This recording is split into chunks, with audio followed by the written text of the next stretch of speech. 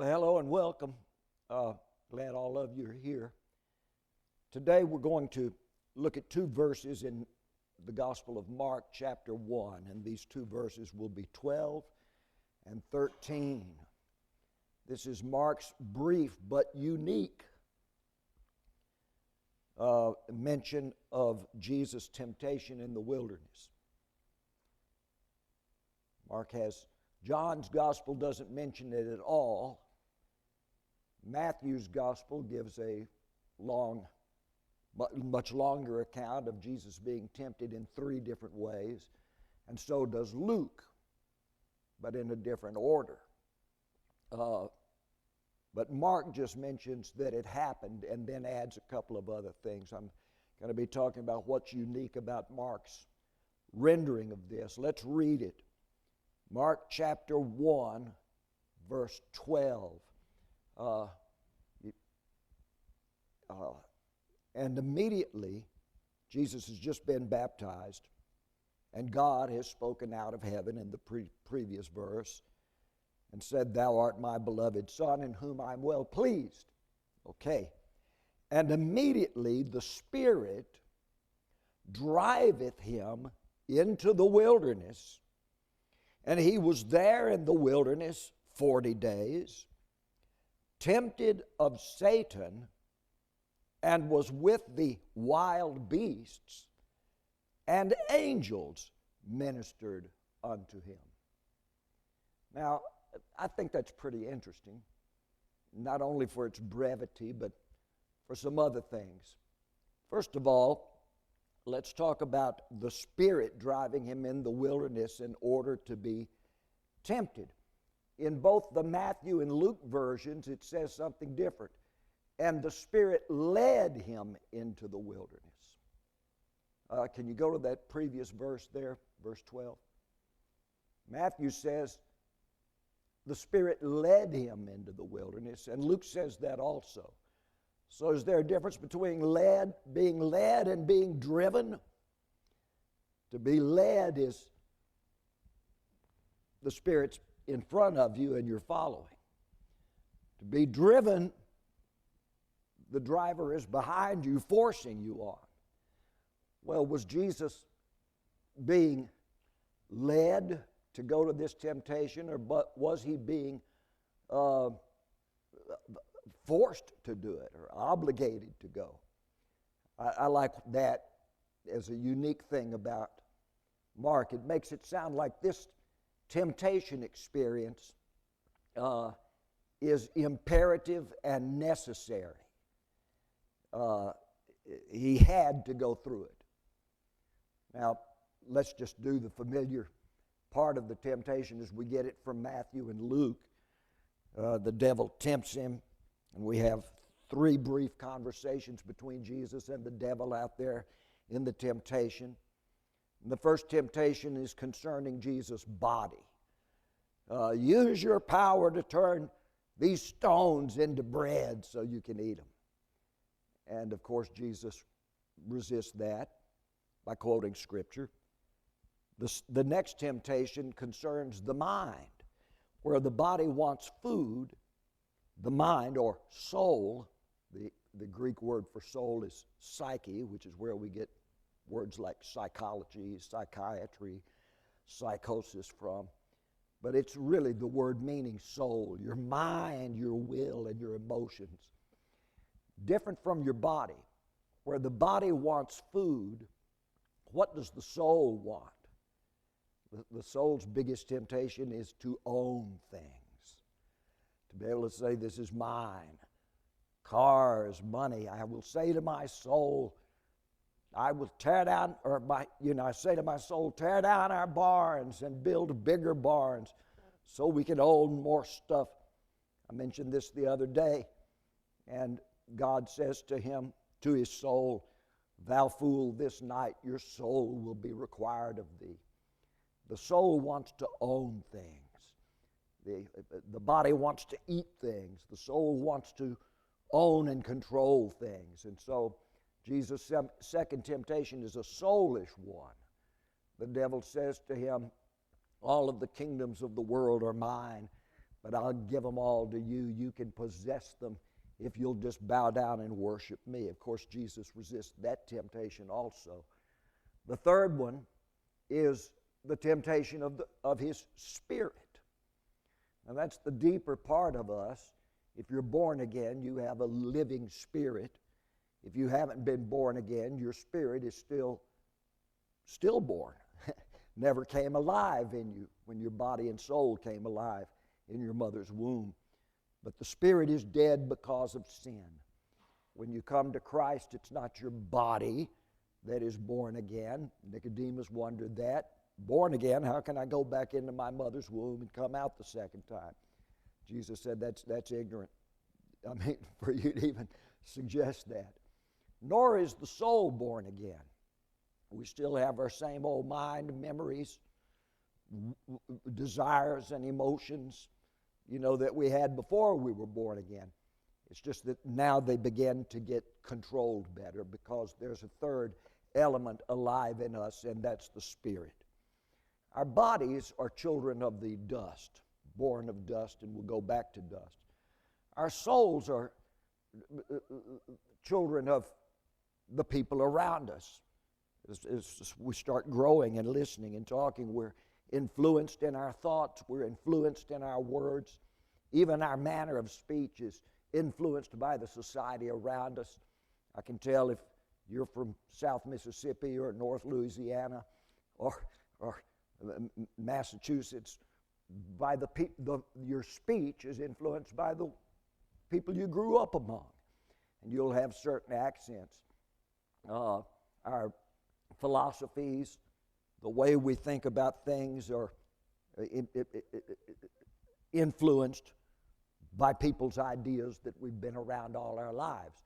All of that is soulish. So the body is the child of the dust.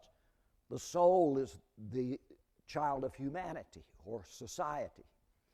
Whether that society is your family that raised you, or the larger community you grew up in, or the church you sit in, or the people you work with, all of that is people around you, society.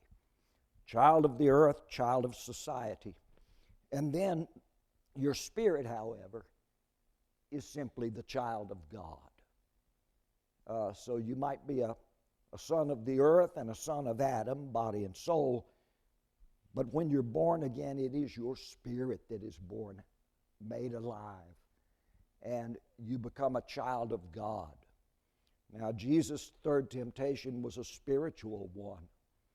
The devil took him out of the wilderness and back up to Jerusalem, to the temple, and he got into the temple and climbed in the highest tower of the temple. This was the spiritual place. He's not out in the wilderness anymore. And the devil says, you don't have to go piling around with a bunch of fishermen, to make your point. And you don't have to go to the cross.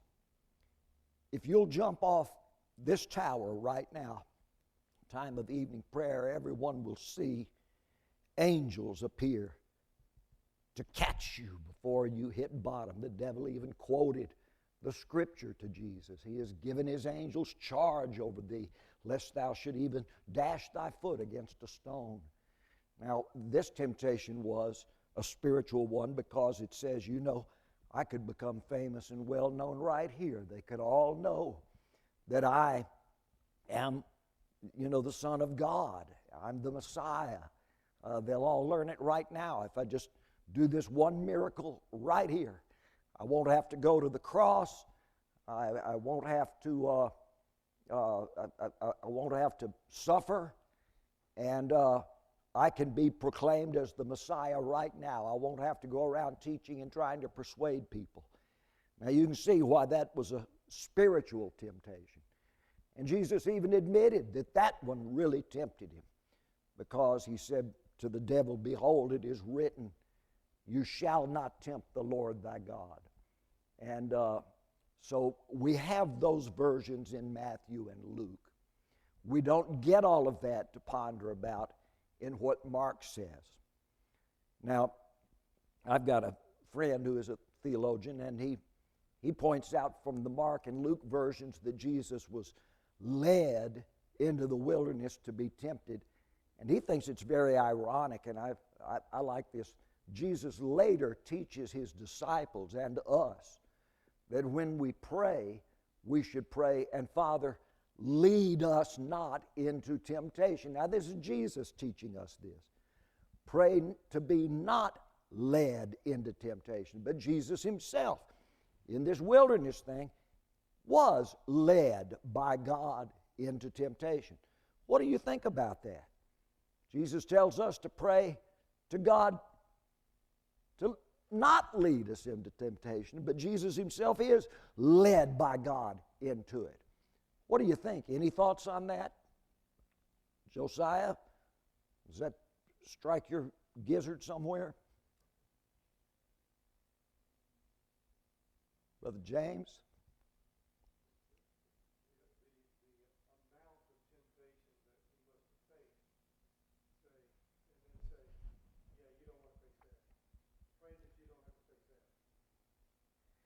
Is that because Jesus endured all temptation on our account so that we can now escape temptation? Yeah. In all points, we're told later that he was tempted as we are tempted. And another thing is, you see these little Bible pictures that show the devil standing in front of Jesus, and he's out there in the wilderness, and the devil's got green bat wings and a pig's nose and goat's horns, and he's got a long serpentine tail with an arrow point on the end of it, and he's got long claws and goat's feet or something, and the devil's standing, just a horrible looking thing. And under the picture it says, the temptation of Jesus. Well, I'm going to tell you, if looking at that was a temptation to Jesus, he really must have been hungry for that to tempt him. But we have this idea that the devil appeared in some way, but that's not what it was. When you get tempted, the devil's not appearing to you. You get tempted by a lot of different things, by your passions, your emotions, your desires. The devil doesn't appear.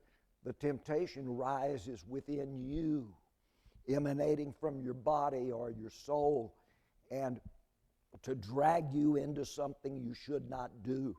It's almost a whisper inside of you to do this thing or to act in this way. Jesus, we don't like to admit it, but Jesus was tempted that way. It came into his mind just as a temptation comes into your mind. Why don't I commit adultery? Why don't I lie? Why don't I cheat? I think I'd like to curse. I think I'd like to dishonor my mother and father. I think I'd like to bear false witness against my neighbor, break all the 10 commandments. I feel like I would like to do that. Now, I make this point, and some people get very angry at me. No, Jesus never had any thought of doing those things. And I said, well, then what was his temptation all about? And we are told that he was tempted in like manner and in all points, even as we are tempted. Jesus had the temptation to murder. Jesus had the temptation to be drunken or to commit homosexuality or some other kind of perversion. Jesus was tempted in all points. It came into his mind to do it. Now, we don't like to think that about Jesus' mind, but he came to be human and to experience what things attack human beings. What do you think of that? Brother Moore, you got any ideas? Mm-hmm.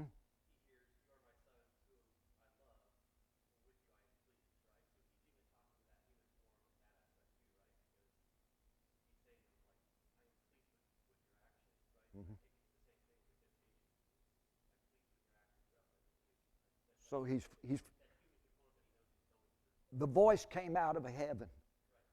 This is God's Son, and God is fully pleased in him. So now Jesus is sent by the Spirit to prove that statement. So he has to go and be tempted with everything or anything that humanity can be tempted with. Now, to me, that doesn't deface Jesus to think of him that way. I think it rather enhances Jesus. Yeah, Dan?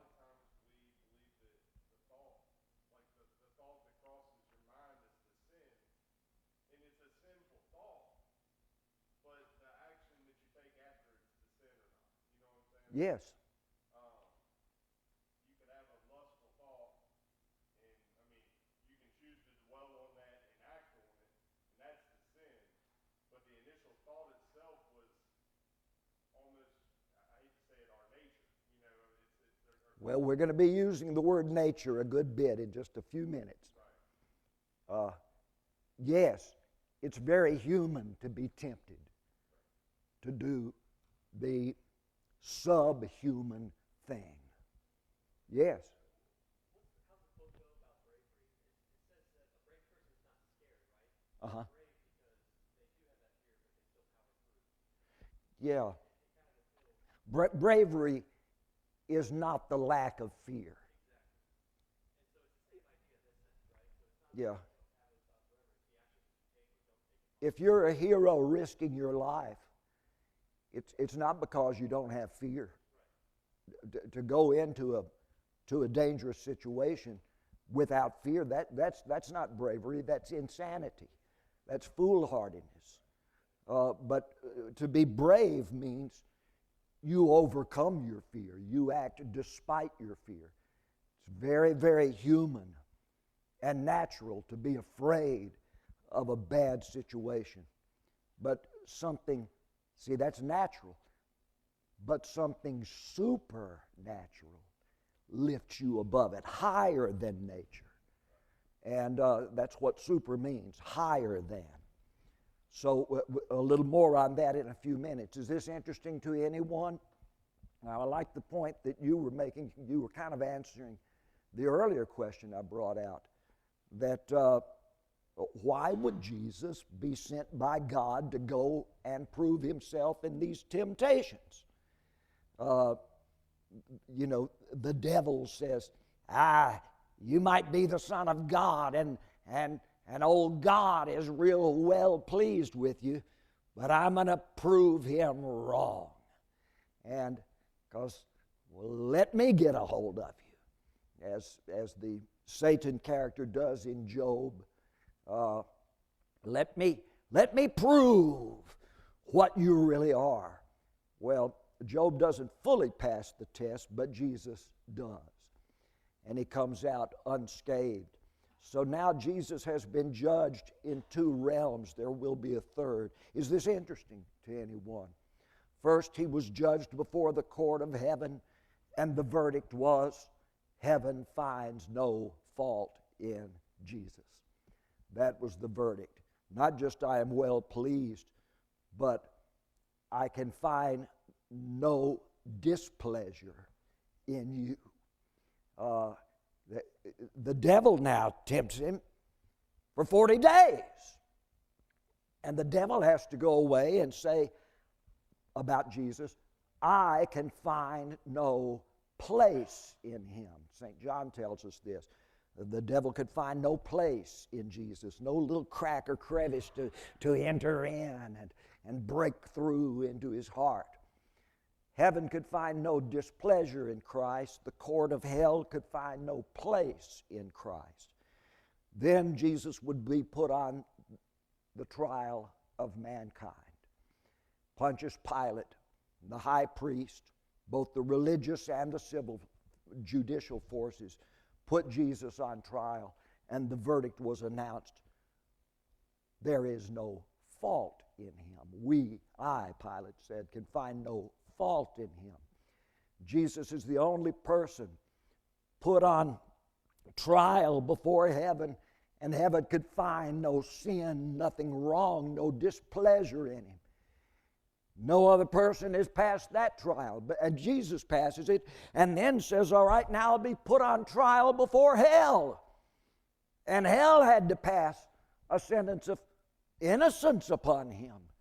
And then he's put on trial before humanity, and humanity could find no fault in him. That just about makes me want to shout. I've failed in my trial before humanity many times. I've failed in my trial before God many times. I have failed in my trial before hell many times. Jesus not only fails in one, but in all three. Glory be to God. That in itself makes him unlike all other human beings. And somebody said, well, he could do it because he was Jesus. Not on this day, not during these 40 days. He wasn't the divine one you think of him, because, as St. Paul tells us, he laid aside his divinity to take upon himself the seed of Abraham and the flesh of men. He was as prone to temptation as you or I might be. And if he was above it, then he wasn't tempted. You know, it's not a temptation. So this is where Jesus, even though he's just been called by heaven's voice, this is my beloved Son in whom I'm well pleased, Jesus now rises out of the baptism waters and goes out into the wilderness to be tempted now by the devil, according to that statement.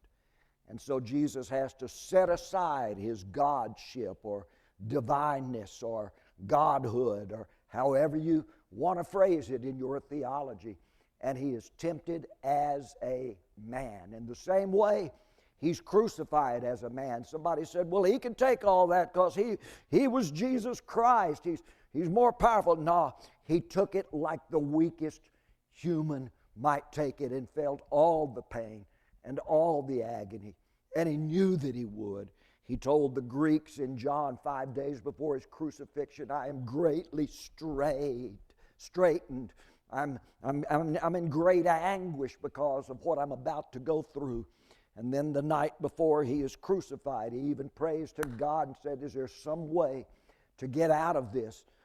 If it be your will, let this cup pass from me. Jesus is sweating blood in his body, and he's crying out of his soul, can we do this some other way? And then he says, nevertheless, not my will, but thy will be done. It's quite remarkable. Jesus, of course, came to fulfill all of the will of God. And yet Jesus, as a human, also had a human will. Now, I've been talking the past few weeks to this group, mentioning that about the will of God. You know, well, Jesus had the will of God and was going to fulfill all the will of God, but he also had the will of man, which wanted to act not in the perfect will of God, but in the permissive will of God also. Can we do it some other way? That's what man always asks God. It's not a sin to ask it. And as I've shown quite often, God will acquiesce his will. Say, okay, Adam, okay, David, you know, even okay, Moses, we'll do it your way since you don't want to do it fully my way. Over and over again throughout the Bible. But he says there's one coming who will do it all my way. And yet Jesus had the human propensity to have a will within him that was distinct from God's will. Jesus even says so, not my will, but thine be done. It's two different wills. Am I making sense to anyone? Now the interesting thing is, and interrupt me at any time. I like these discussions you're bringing up, Dan. You made a couple of great statements a few minutes ago. In our passage, Mark chapter 1, verse 12, and immediately the Spirit drives him into the wilderness. And he was there in the wilderness 40 days, tempted by Satan, and was with the wild beasts, and the angels ministered unto him. Now, I don't know if I'm going to say this briefly and we'll all go home, or if I'm going to have a whole lot more to say and go over time, but I just want to make this brief. Here's why Mark's version is so unique. Jesus is in all three realms. Let's talk about the word nature. He's with the wild beasts. Well, that's nature. That's the creation. He's in nature. He's also tempted of, or angels minister to him. Well, that's not nature. Angels are supernature. They are supernatural beings. So he's with nature, the natural, and he's with the supernatural. But he's also with the devil. And the devil is not supernatural. The devil is not natural. The devil is below nature, subnatural. Now that's a word you don't hear very often, but it's a real word. Super means above. Sub means below. The devil represents the sub-nature, something that even nature won't do. Doing something that even animals don't do when nature is working as it should. So let's talk about these three things, and please interrupt me. I was quoting a scripture in Florida the other day, and I said something about earth and heaven, and a guy blurted out and said, the supernatural. And I said, well, I didn't say that. I said earth and heaven. I was getting at a different point. But he said, well, you know, even the devil and demons, they're everywhere. Those are supernatural beings. I said, brother, you just committed a linguistic sin that bothers me all the time. The devil is not supernatural. Stop calling him that. Supernatural is God and his angels. The devil chose to be subnatural.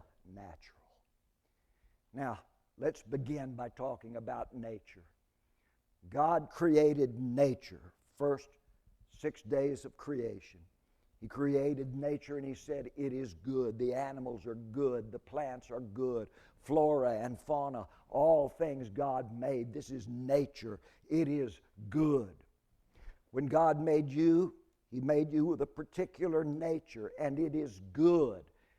There's nothing wrong with nature. There's nothing wrong with your nature. And then God made Adam in nature, and Adam was natural, but God gave Adam access to the supernatural. You're made out of dust, but you could rise up and become starshine in heaven, so to speak. You don't have to go back to the dust. That's nature, but supernature can raise you up above it all. But Adam and Eve, of course, listened to the whisper of the subnatural, the temptation they were told to resist. Of every tree in the garden you may freely eat. That's nature. It's good. But there's one thing you must not eat of it. That is the subnatural. And it will draw you down not just to the level of dust, but below the dust, rotting in the grave. That is subnature. Am I making sense to anyone? Now, I read commentaries where people call the devil supernatural, a supernatural force, a supernatural power, an evil supernatural power. I never have liked that. The devil is not supernatural. He's otherworldly, I know that.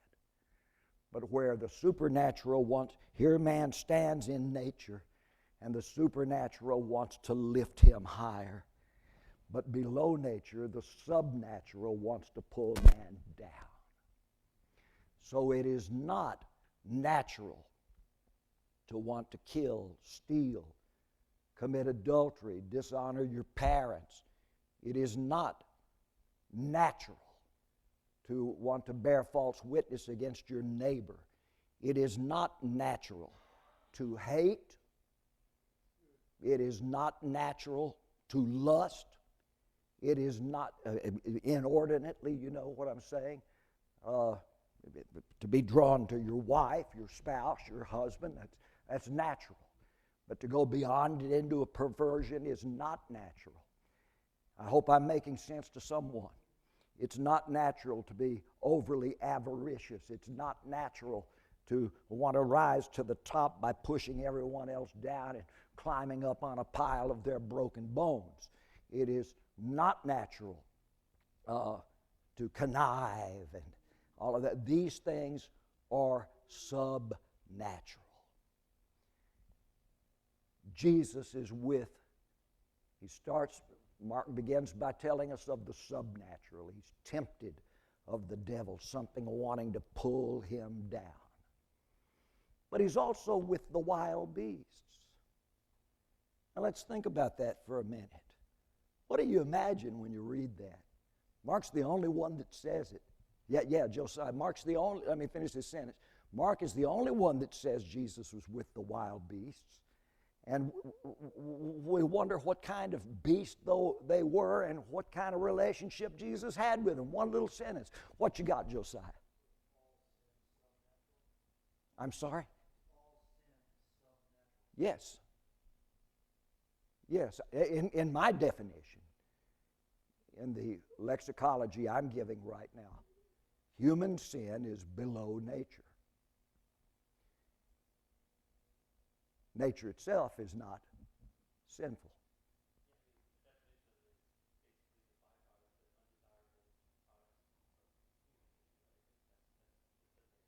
Yes, yeah.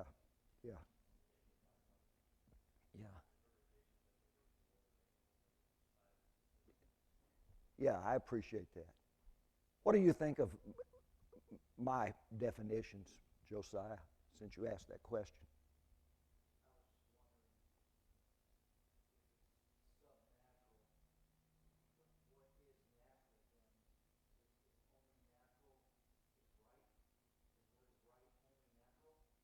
Yes. Yes, what is natural is right. And what is right is natural. But supernatural makes you even more right.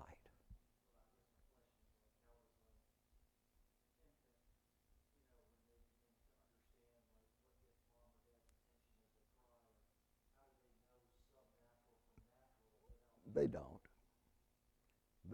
They don't. They're being pulled by all these forces. They're being pulled by something that wants to lift them above. Little babies are already being pulled, or little tots anyway, already being pulled by something that's below. And let's face it, as a child grows up among its family and then its friends in school, he's already dealing at the age of 5, 6, 7, 8, 9, 10 with conniving rats all around him and their ways, and they've already yielded to the subnature, and of course he follows them into the subnature and begins to do what they do and act the way they act. But when God made Adam, he made a perfect Eden. But and Adam was with the animals. God brings animals to him and says, "What you going to name this one?" "Well, I'll name that one Rover, so he'll know to come when I call him," you know. And I know these are cows, but I'm going to use that one, and I'm going to call her Bossy, and she'll know to come when I call her. He didn't say, "Well, we'll call these elephants, we'll call those antelopes, we'll call," he wasn't naming groups. God had already made them. He's having Adam relate to the animals and name each one. More on that later, maybe, some other time. So there's God Adam relates to, and then there's nature Adam relates to. But he's soon going to have something that's neither above nor around, but below, pulling at him. I know I'm repeating myself. But, I was talking to a guy who is a great sinner, and I said, you shouldn't be doing those perverse things. Here's the danger it causes. He said, "I'm just doing what's natural." And I said, "No, not what you just described to me. That's not natural, friend. That's below nature. That's James says, devilish. and it's no good. So Jesus, the first thing Mark mentions is Jesus goes to confront the subnatural. He has just been told by the supernatural God, this is my beloved Son in whom I am well pleased. Let's see now if he can be pulled from his relationship, his supernatural relationship with me, into a subnatural conspiracy with the devil. Yes. By a lot of people.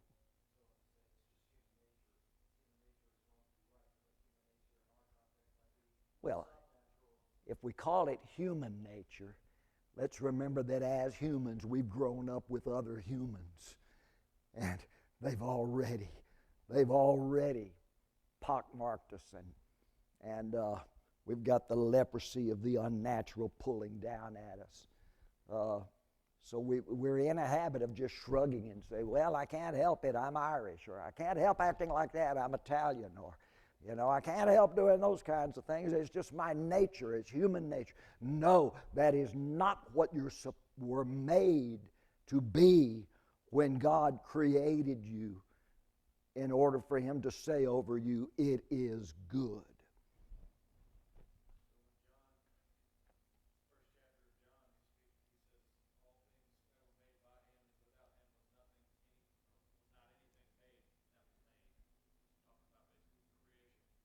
Yeah. Mm-hmm.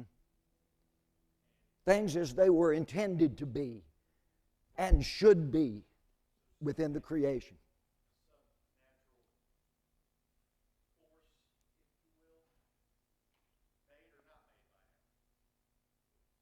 Yeah, that's the trick, isn't it? So you want to go into deep theology. The question is, why did God create evil or allow evil?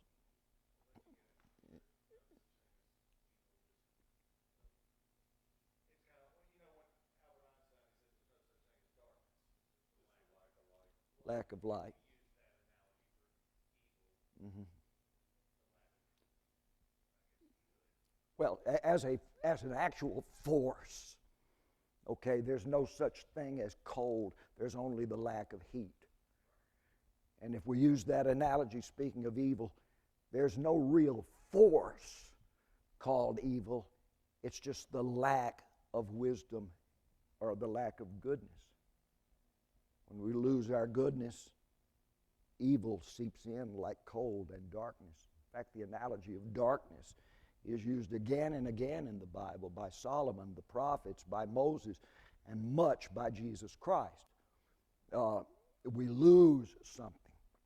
And so that's the sub-nature. So Jesus was with Satan. Okay, then he was also with the wild beasts. What kind of wild beasts existed in the Jordan River Valley region in Jesus' time? There were lions. In fact, lions don't seem to have disappeared from there until about the 1300s. But archaeologists find the bones of lions, in different places where they dig, or paleontologists. What else was there? Well, there's the Jordanian leopard. There was also a species of hippopotamus. There were crocodiles in the Jordan River. So there were some predators, yes. Yeah, I'm mentioning carnivores right now. But there's also the, let's go on a little. There's the Syrian ibex, which is a wild goat. And the Arabian onyx, which is another type of wild goat, and they proliferated in the region. There's also the Asinus africanus, the wild donkey. These were all over the place. There was also wild camels, and I don't know about herds of wild horses, but we have feral horses in the United States. They all descended from domesticated horses and then ran off wild. You go out west, or just even over here on the outer banks of North Carolina, there's a species of horse that the English had brought over, and they're just still running wild there on one or two of those islands. It's very interesting. But there were animals all around. There's also, just look at the animals that Solomon mentions as being exceedingly wise. The ant, the coney, which is a little rabbit-like creature, the hyrax. There's also, he mentions the locusts and the spider. Then he mentions the hound and the greyhound, the lion, and what was the third one that he mentions? There are three things that go well. Yea, the fourth, the lion, that moves not aside for any. Then the greyhound and the he-goat, or ibex. Well, Jesus is there with nature. Some of these animals are predatory, as you point out, and some of them are herbivores. They just eat grass and grains and fruits. But Jesus is with them. Now, do you think he was afraid of a lion?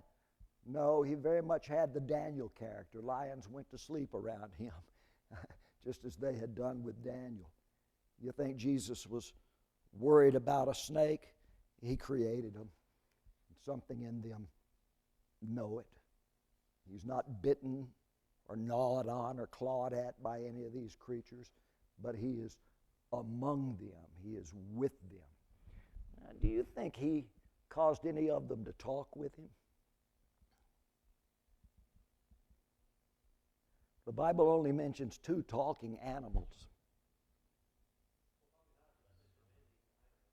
I can't hear you. Yeah. Yeah, well, Daniel was a human too, and lions went to sleep around him. We have 2 talking animals in the Bible. Huh? I can't hear you, Sheila. A serpent talks, and a Jenny ass, a little female donkey, talks to Balaam. The serpent speaks to entice Eve to doing something wrong. The Jenny ass opens her mouth and speaks to rebuke Balaam, who is doing something wrong, and to lure him back to wisdom. St. Peter says Balaam, the son of Bosor, was rebuked in his iniquity, God opening the mouth of the ass, the donkey, King James says, the female ass. And by her words, she reproved the madness of the prophet. That's interesting. The donkey is speaking to Balaam to correct his bad actions. He's following the way of temptation. The serpent speaks to Eve I'm getting to something here, in order to lure her into temptation. So we've got these 2 animals talking with humans. And what's so interesting is that both of their sets of eyes are opened. After Eve listens to the talking snake, her eyes are opened to see something she hadn't noticed before. When Balaam hears the animal talking to him, his eyes are also opened. And he understands something that he didn't understand before. What is it? He now sees the supernatural angel standing in front of him. What's this business about talking animals anyway? Jesus told Peter, a rooster's going to crow, and before it can crow twice, you're going to deny me 3 times. And that rooster crowed, and Peter repented. It was kind of talking to him, and went out and wept bitterly. I think that it's interesting that Jesus was with animals, and I wouldn't doubt that over the 40 days he didn't speak to them, and they in some way or another spoke back to him. Job tells Eliphaz, I think it was, go ask the fish, and they will tell you. Go ask the fowls of the air, and they will speak to you. If you want wisdom and you want to know about God, go ask the creation, and it will tell you. So Jesus can commune with nature, but then he's also ministered to by angels. Now, I think that's pretty neat. We're going to stop in just a minute, but let me bring this last thing out. The supernatural ministers to him. Now, he's just finished 40 days without eating. The angels bring him heavenly food, as in the psalm, men did eat angels' food, referring to the generation in the wilderness eating manna every day. Angels' food, it's called. Did the angels bring him food, as in Elijah, who's on his way to go fast 40 days? And the angel says, before you go that 40-day fast, let me feed you. And the angel feeds him twice under the juniper tree there. And so supernatural food. One of Jesus' last miracles recorded in the Scriptures is when he calls his disciples in from the boat. And they said, we've been catching fish. He said, I've already produced some. It's half cooked. It's on the fire. Was it supernaturally provided? Can Jesus provide in a supernatural way food? Well, he did it by multiplying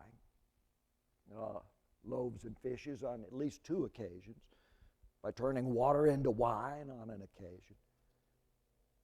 Do these angels now come and provide a miraculous nourishment for his body in the form of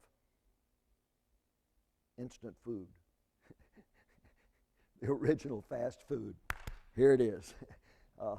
We do not know, but I would think that when it says the angels ministered to him, is that they comforted him and praised him and applauded him for going through the temptation correctly.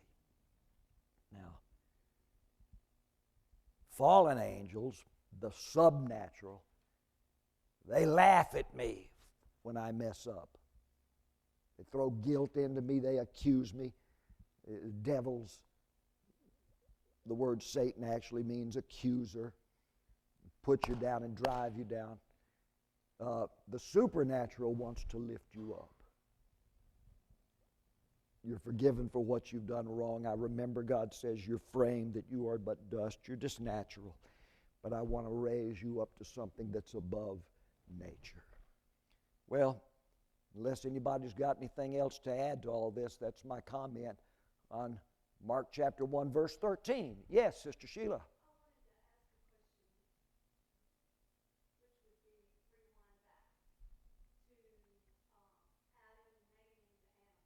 Mm-hmm.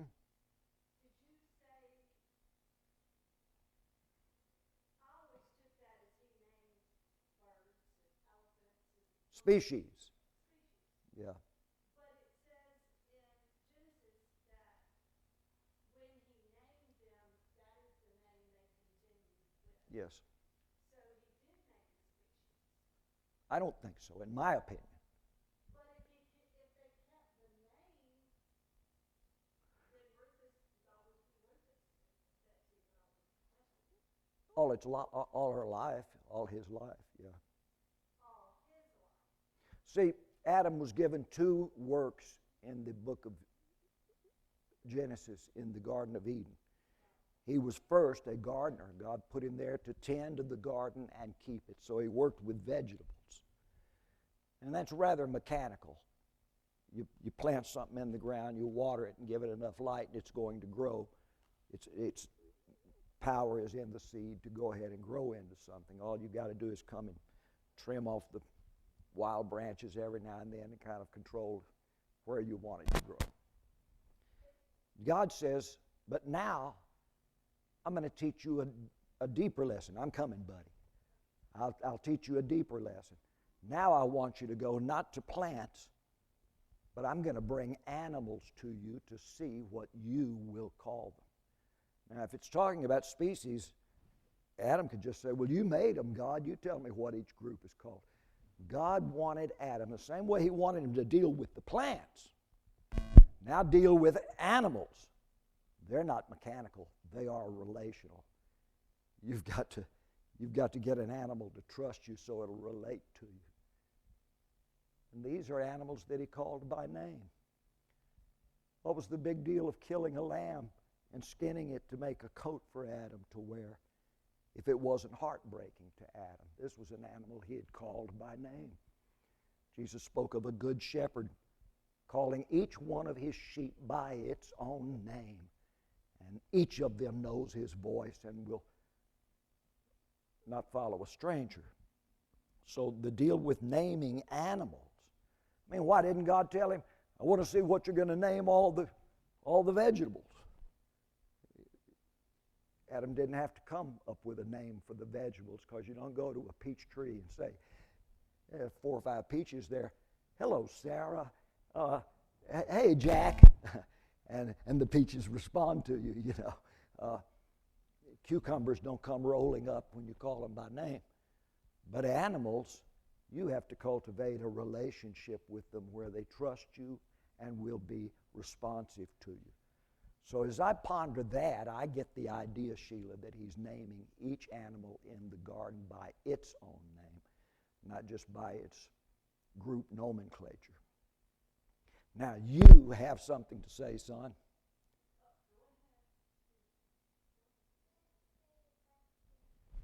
Yes. Well, I mean, it says it in verse 19 that he named all the living creatures and not with their name thereof. And then it says in verse 20, he gave names to all of them, which is what you're saying. That's my idea, yeah. Yeah, well, that's verse 20. But in verse 19, it says that Adam called every living creature that was Singular. thereof. He didn't say all creatures, but every creature, singular. Without an S on the end of creatures. He gave each animal a name that he wanted to relate to. So if that's what Adam did, well, then Jesus is the new Adam. Adam was later sent to the wilderness. Jesus is driven to the wilderness. And he proves that he could have the Edenic relationship even in the wilderness, not in Eden, with animals, with devils, and with angels. The natural, the subnatural, and the supernatural. Just a little outline to kind of provoke thought and pondering, and I hope this was meaningful to you. Anybody got anything else to say?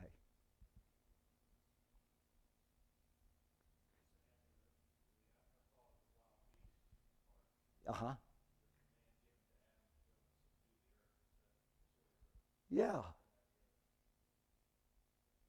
Instead of subduing the snake, Adam let the snake subdue him, you know. God had given him power that he stepped down from. So it's just a little frame of 3 areas that you might enjoy pondering, as you just did with that thought, pondering your relationship in the world, under heaven, and with hell under your feet. Anything else? Brother James, talk to us.